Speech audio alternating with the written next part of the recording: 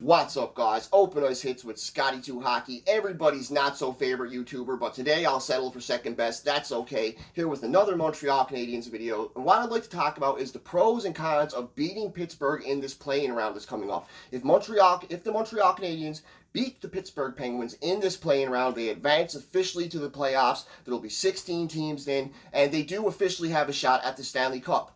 But if they were to lose to the Pittsburgh Penguins, they have a true shot at the first overall pick, which could potentially be a generational player in this year's draft, and they have a really, really good shot at a top 10 pick, and they're pretty much basically going to get a lottery pick, in my opinion, if they lose to the Pittsburgh Penguins. A lot of things would have to go against the Habs to not get inside the top 10. They are the fringe team amongst these play-in round teams. They're the 24th team. They're the team that just got in by the skin of their teeth. So I don't know how the odds are going to work in this phase 2 of the draft lottery, but Montreal should have just as good or better odds than any of these teams at getting first overall and getting a top 10 pick. So I'll get into the pros and cons of how it will hurt them in the long run if they beat the Pittsburgh Penguins but don't go all the way and win the Stanley Cup, and how it would help them if they were to lose to the Pittsburgh Penguins.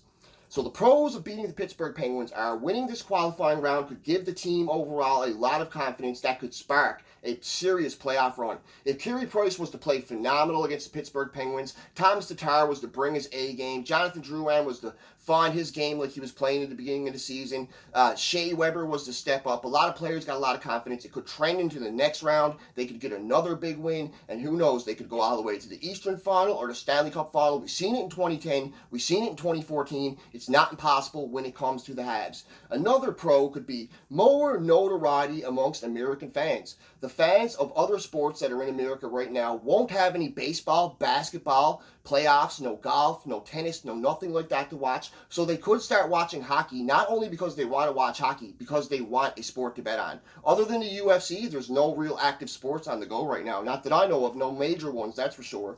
This could be Price and Weber's last true shot at a Stanley Cup. So beating the Pittsburgh Penguins and advancing means everything in the world to those guys. I know in the back of their mind they know they could get Alexis Lafreniere on their team. It could help them in the long run, but do Price and Weber really have a long run? Especially Shea Weber. Like, I love Shea Weber to death, but he's getting up there. I see no more than a 3 to 5 year window for that guy to win a Stanley Cup. Around 5-year window for Carey Price. He could go a little bit longer because goalies are known to have a bit longer shelf life, but will he stay an elite number one goalie? Will Alexis Lafreniere is developing? Will Cole Caulfield is developing? Will all these young players are turning this team into a Stanley Cup contender? Will Carey Price be there at the end when they're in the Stanley Cup playoffs going for the cup? Because I feel eventually one day, no matter what, whether they get Alexis Lafreniere or not, they're going to be a Stanley Cup contender with all the prospects they have, or they're going to be a really good team. But will Carey Price be a part of that is the question. So Carey Price and Shea Weber definitely want to get a Stanley Cup as soon as they can, especially Carey Price. He has everything in the trophy case a goalie can have,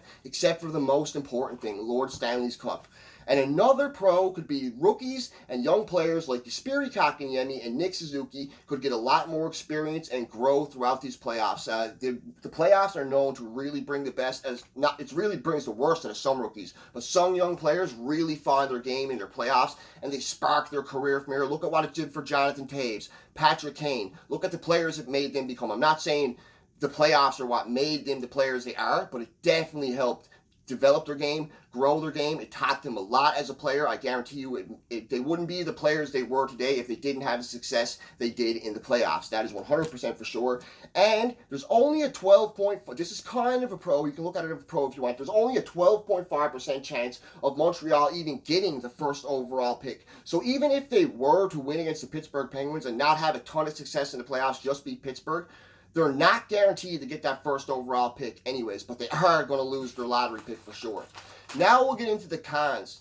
In my opinion, the cons outweigh the pros, but that's just my opinion. Unless they win the Stanley Cup, I do not see how this is a good thing for the Montreal Canadiens beating the Pittsburgh Penguins. With the way this draft is shaping up, with the way it's working out for them, beating the Pittsburgh Penguins, they're losing a lottery pick, and this year's top 10 is amazing. They're losing a really good shot at the first overall pick, a 1-in-8 shot at the first overall pick.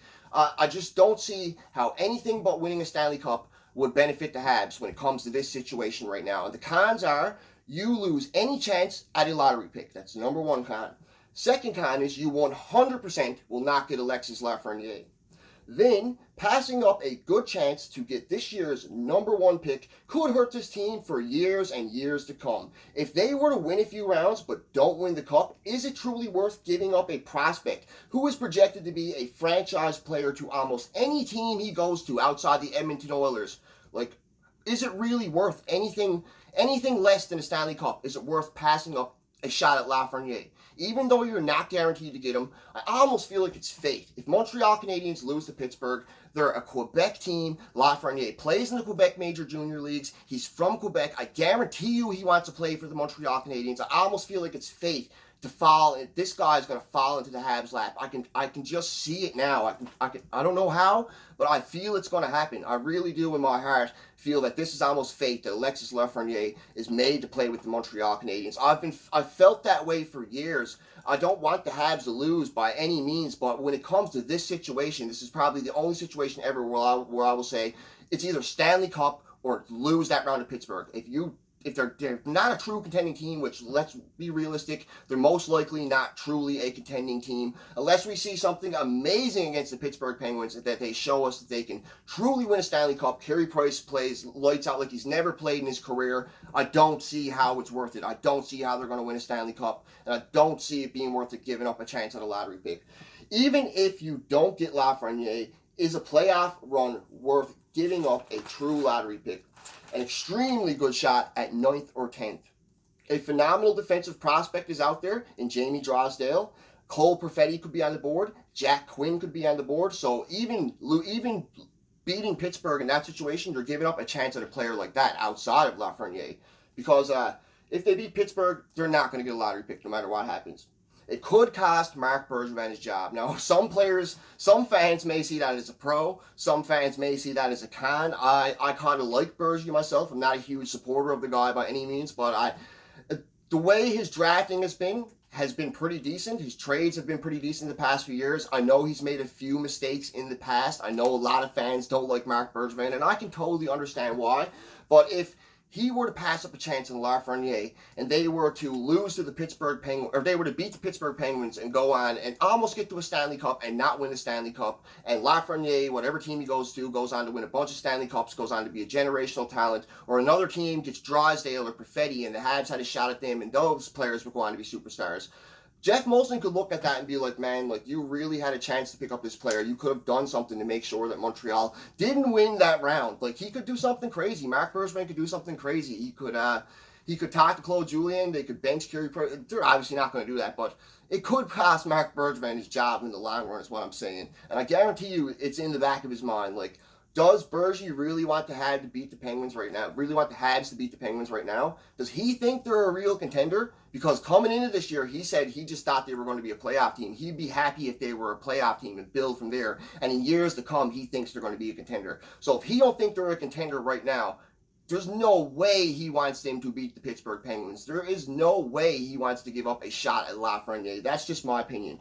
Montreal may not get another shot at a #1 draft pick for years to come. They have Alexander Romanov. They have Nick Suzuki. Carey Price is still a good goalie. Shea Weber is still a good defenseman. They have an excellent top line in Tatar, Deneau, and Gallagher. Montreal may not be a basement team. Montreal, even if they aren't a playoff team, could easily be in the top 20 teams, could easily be just outside the playoffs, a fringe playoff team like they were in 2018, 2019, for years to come until these prospects develop, and they might not have another shot, a true shot at a #1, especially not a 12.5% chance of getting a first overall pick. So that's definitely a con right there. And last but not least, if they beat the Pittsburgh Penguins and lose the next round, they would get a lot of ridicule from the biased Toronto-based media. We all know Sportsnet, TSN, whether you love them or whether you hate them, they're Toronto-based. Some of these companies are even owned by the same company that owns the Toronto Maple Leafs. They're heavily biased towards the Toronto Maple Leafs, and the only time they talk about the Montreal Canadiens is when the Montreal Canadiens do something stupid, the GM does something stupid, I should say,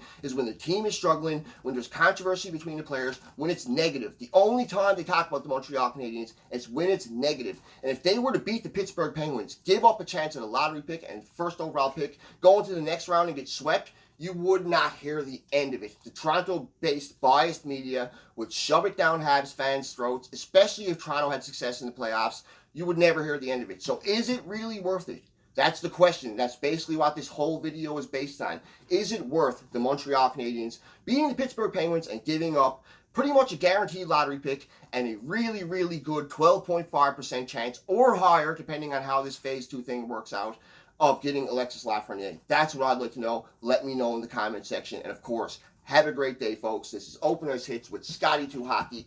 Over and out.